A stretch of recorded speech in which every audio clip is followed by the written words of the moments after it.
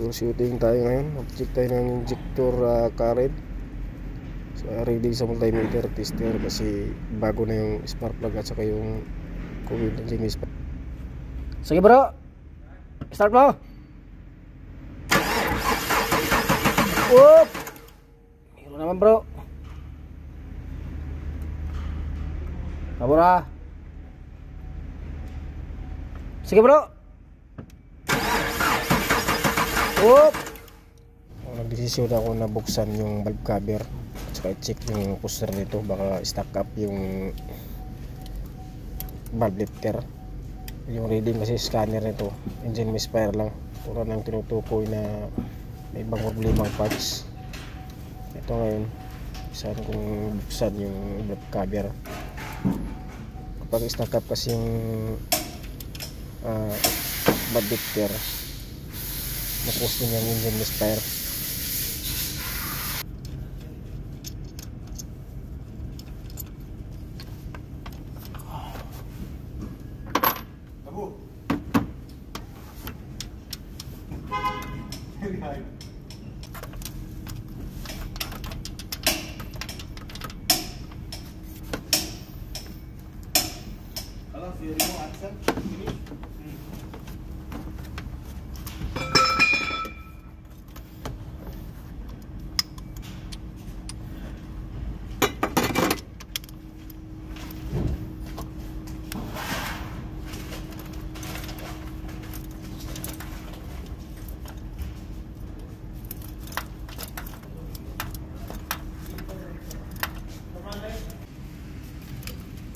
Natanggal yung valve cover.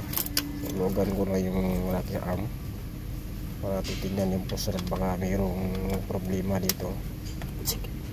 Isahin ko yung babaklasin. Check natin baka may baluktot. Kung may baluktot yung pusher dito, o stack up na yung valve lifter, tanggalin natin yung cylinder head nito. So i-check yung camshaft baka may kaid.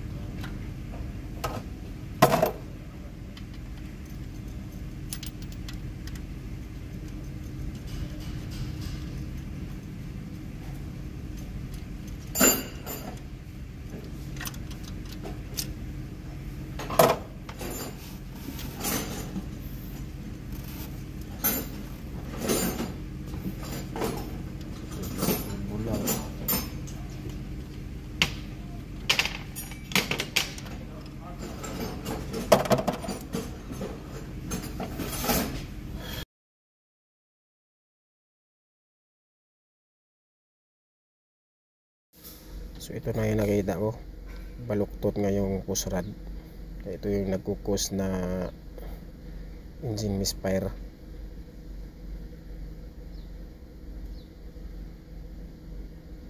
So ngayon sabihan natin yung customer na tanggalin yung cylinder head nito. Ayan, sobrang baluktot na to. So sa loob ng makina ang problema. So engine misfire, umuwi ng malaking trabaho. Bago pa tong sasakyan, 2017 model pa. So nung makakalang bumiga yung pusrad, bakit ganun lang yung trabaho. Basic muna sa una. Isa tayo sa maliitan, step by step, bago natin hatulan yung loob ng makina. Kasi walang maingay, wala namang ingay yung andar. Ganda naman yung tunog niya. So, yung misfire talaga.